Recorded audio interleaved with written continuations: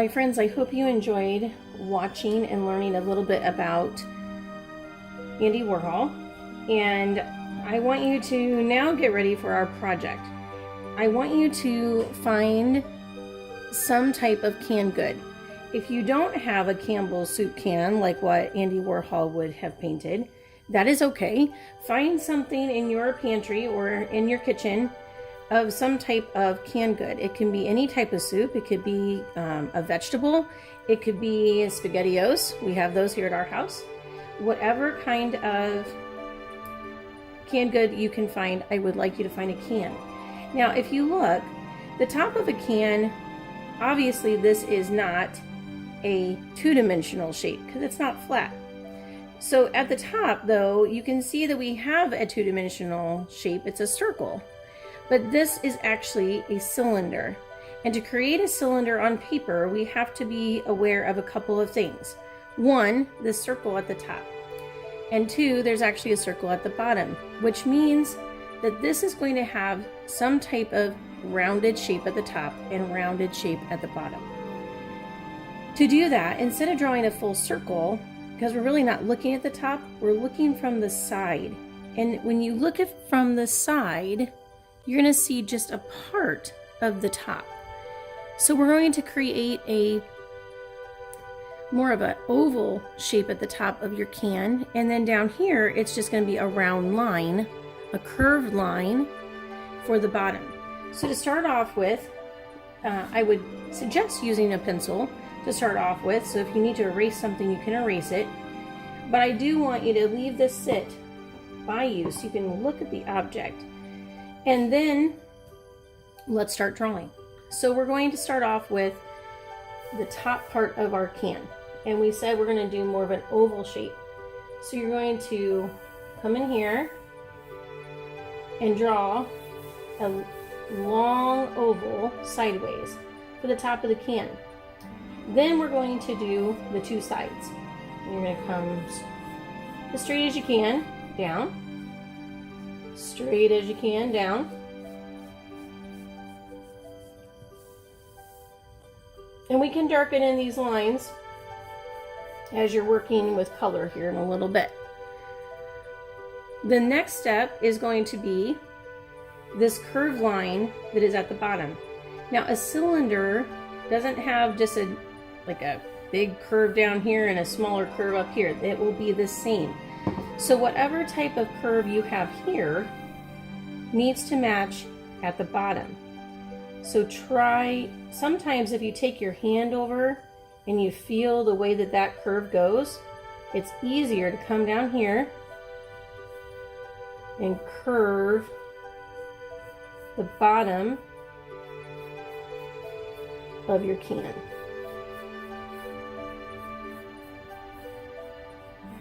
There we go. There is our cylinder.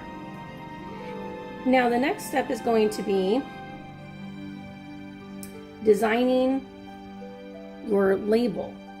So we need to kind of look at this, and depending on what you're looking at, it might be different. So right now my label, half of it is red, half of it is white. So I need to find the middle point of my cylinder, and I'm actually going to look at this line. The other thing is, would it look right if I draw a straight line across? Probably not, because everything else has this curve. This middle line will also have a curve. Even though it looks straight, if you have it at that angle that you're looking at when we're drawing, this actually has a little bit of a curve too. So when you draw that middle area, if you're drawing the Campbell soup can, you're going to curve that line down, and then there's this circle here in the middle. If you want to take time to work on the detail in that center, that is fine. Right now, I'm just going to draw the circle for you.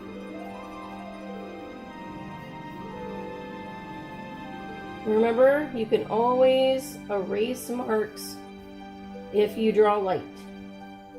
If you draw dark, they're harder to erase. So I'm going to erase that one right there. Yeah, not too bad so far. We're getting a start. And Then the other thing is we need to start going into your writing.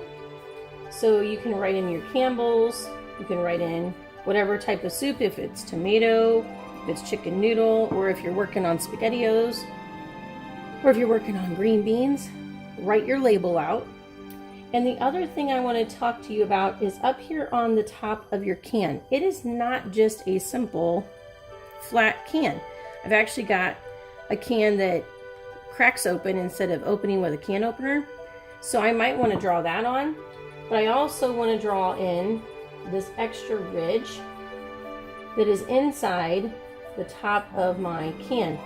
And if you look at Andy Warhol's drawing of his cans, you'll see that there's several different lines up here representing the top of the can.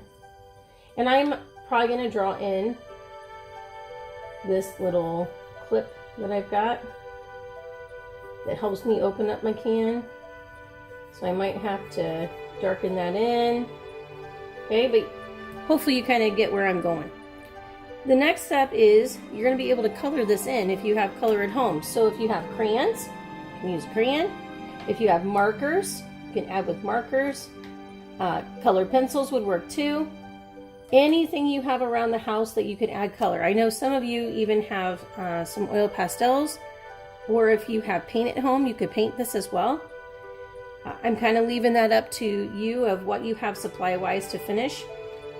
But I cannot wait to see what you come up with for your design and what you color with.